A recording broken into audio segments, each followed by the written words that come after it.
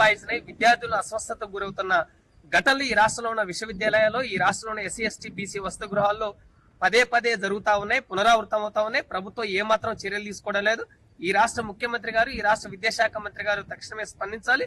నాణ్యమైన భోజనం విశ్వవిద్యాలయాల్లో విద్యార్థులకి అందించాలని. డిసెంబర్ 1వ తేదీ సాయంత్రం 6 గంటల నుంచి ఆదివారం రాత్రి 10 గంటల వరకు అమరావతి రోడ్లోని అన్నదాన సత్రంలో శ్రీ సాయిబాబా సుస్వరాంజలి మెగా సంగీత ఇభావరి కార్యక్రమం జరుగుతుందని, ఈ కార్యక్రమానికి ముఖ్య అతిథిగా కన్నా విద్యా సంస్థల అధినేత డాక్టర్ కన్నా మాస్టర్ పాల్గొంటారని, ఈ కార్యక్రమంలో తెలుగు, హిందీ చిత్రాలకు సంబంధించిన మధురమైన గీతాలు పాఠం జరుగుతుందని, కావున కళాకారులు అలాగనే సంగీత ప్రియులు అన్నదాన సత్రంలో జరిగే పాటల కార్యక్రమానికి గుంటూరు నగర ప్రజలు విచ్చేసి గాయని గాయకులకి ఉత్సాహాన్ని అందించాలని నిర్వాహకులు కోరారు. వార్తను ముగించే ముందు ముఖ్యాంశాలు మరొకసారి.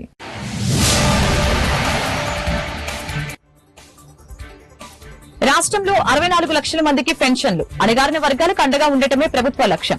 పెన్షన్ల పంపిణీలో సీఎం చంద్రబాబు ప్రకటన.